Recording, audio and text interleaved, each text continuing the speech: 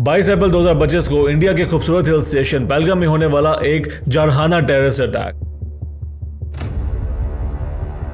जिसका ब्लेम बिना किसी इन्वेस्टिगेशन या एविडेंस के डायरेक्टली पाकिस्तान पे डाल दिया गया।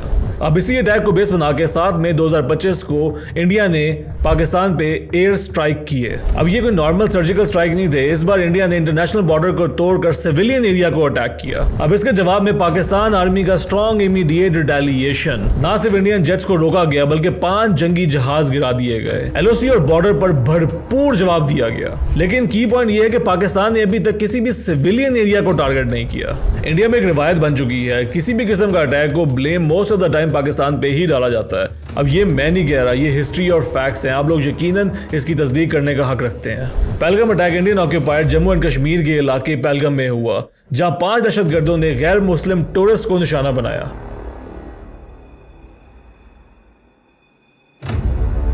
इस हमले में 26 सिविलियन लोग हलाक हुए। हमलावरों का मेजर टारगेट हिंदू टूरिस्ट थे। इसके अलावा एक क्रिश्चियन टूरिस्ट और एक मकामी मुस्लिम शख्स भी इस हमले में हलाक हुए।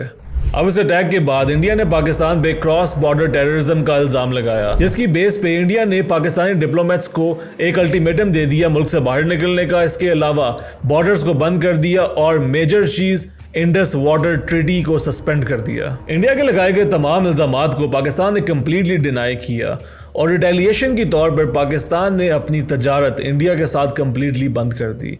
इसके अलावा अपनी एयर स्पेस को बंद कर दिया और मेजरली शिमला एग्रीमेंट को सस्पेंड किया। अब पाकिस्तान के जवाब में इंडिया ने फिर से अपनी एयर स्पेस को पाकिस्तान के लिए बंद किया। पाकिस्तान से आने वाली तमाम इंपोर्ट्स को रोक दिया गया और इसके अलावा पाकिस्तान से आने वाली तमाम शिप्स का भी रास्ता बंद कर दिया गया। अब 2 एग्रीमेंट्स का जिक्र हुआ है, number 1 Indus water treaty agreement, number 2 Shimla agreement. अब ये एग्रीमेंट्स क्या हैं, इस पे आते हैं। 1960 में पाकिस्तान और इंडिया के दरमियान एक बहुत ही अहम और दुनिया का सबसे सक्सेसफुल वाटर शेयरिंग एग्रीमेंट हुआ, जिसका नाम था इंडस वाटर ट्रीटी। अब ये एग्रीमेंट वर्ल्ड बैंक की मदद से किया गया, जिसका मकसद ये था कि दोनों मुल्क अपने पानी के रिसोर्सेज को इंसाफ से तकसीम करें ताकि फ्यूचर में हर किस्म के कन्फ्लिक्ट से बचा जा सके। इस एग्रीमेंट के तहत इंडस रिवर सिस्टम को 2 हिस्सों में तकसीम कर दिया गया। इंडिया को ब्यास, रावी और सतलुज नदियों का पूरा इस्तेमाल दिया गया, यानी ये नदियां इंडिया के कंट्रोल में रहेंगी। पाकिस्तान को इंडस, चेनाब और झेलम नदियों का इस्तेमाल का हक मिला।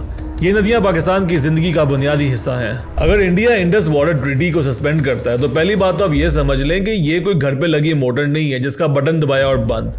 ये एक टाइम कंज्यूमिंग प्रोसेस है, ये एक कॉम्प्लेक्स प्रोसेस है। नंबर 2, ये एक इंटरनेशनल ट्रीटी है जिसका गारंटर वर्ल्ड बैंक खुद है, और अगर इंडिया इसको सस्पेंड करता है तो ये इंटरनेशनल लॉ की वायलेशन होगी। इसलिए ये इतना आसान नहीं है, इसके बहुत से लीगल और डिप्लोमेटिक कॉन्सिक्वेंसेस होंगे। लेकिन जब भी ये होगा, पाकिस्तान का एग्रीकल्चर और हाइड्रो पावर पे बहुत बड़ा असर आ सकता है। शिमला एग्रीमेंट एक पीस ट्रीटी थी जो पाकिस्तान और इंडिया के दरमियान 3 जुलाई 1972 में शिमला, इंडिया में साइन हुई। ये एग्रीमेंट 1971 की वॉर के बाद हुआ था जब बांग्लादेश बना, और इसका मकसद ये था कि दोनों मुल्क अपने डिस्प्यूट्स को पीसफुली म्यूचुअल टॉक्स के जरिए हल करेंगे।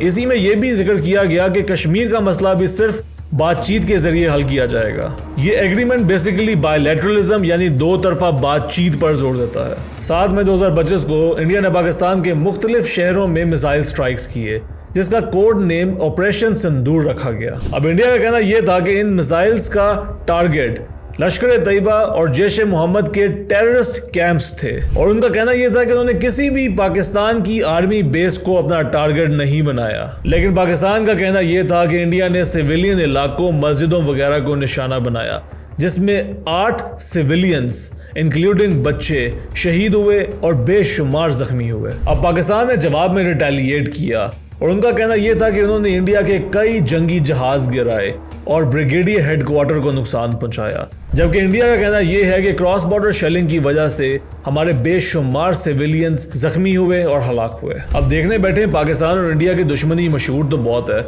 लेकिन इसकी वजह क्या है, किस रीजंस की बेस पे इन दोनों मुल्कों में इतनी राइवलरी चलती रहती है।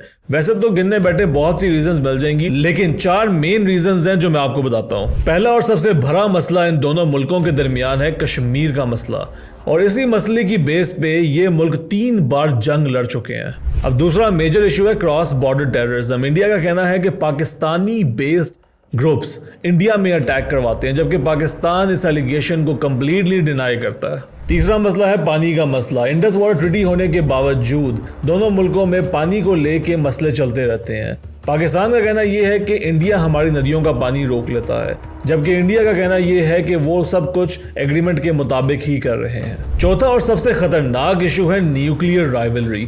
देखें, दोनों मुल्क न्यूक्लियर पावर्स हैं और एक छोटा सा कन्फ्लिक्ट कब एक वॉर में कन्वर्ट हो जाएगा किसी को पता नहीं चलेगा, और अगर ये हो गया तो मैसिव तबाही होगी। इसलिए इन दोनों के डिस्प्यूट्स को लेके दुनिया बहुत सीरियस होती है। 1947 और 1948 में पाकिस्तान और इंडिया के दरमियान पहली जंग कश्मीर के डिस्प्यूट को लेकर हुई। इसमें दोनों ही मुल्क ने कश्मीर पर अपना हक जताया, जिसके बाद यूनाइटेड नेशन ने सीज फायर करते हुए कश्मीर को 2 हिस्सों में बांट दिया और पाकिस्तान और इंडिया के दरमियान लाइन ऑफ कंट्रोल बना दी गई। इसके बाद 1965 को कश्मीर को लेके फिर से एक जंग। ये जंग तकरीबन 17 से 18 दिन चली, जिसके बाद यूनाइटेड नेशन ने सीज फायर करवाते हुए दोनों मुल्कों के दरमियान पीसफुल टॉक्स शुरू करवाए। अब 1971 में ईस्ट पाकिस्तान की आज़ादी और बांग्लादेश बनने की जंग। ईस्ट पाकिस्तान के लोगों ने अपनी आज़ादी के नारे लगाने शुरू किए, जिसमें इंडियन मिलिट्री ने इंटरवीन किया और इनका साथ दिया, जिसके नतीजे में ईस्ट पाकिस्तान अलहदा हुआ और बांग्लादेश कंट्री फॉर्म हुआ। अब चौथी वॉर 1999 की कारगिल वॉर थी और वो भी कश्मीर को लेके ही हुई। देखिए, अब सवाल ये है कि ये डिस्प्यूट्स मजीद बढ़ते ही जाएंगे या किसी ना किसी सोल्यूशन की तरफ भी आएंगे।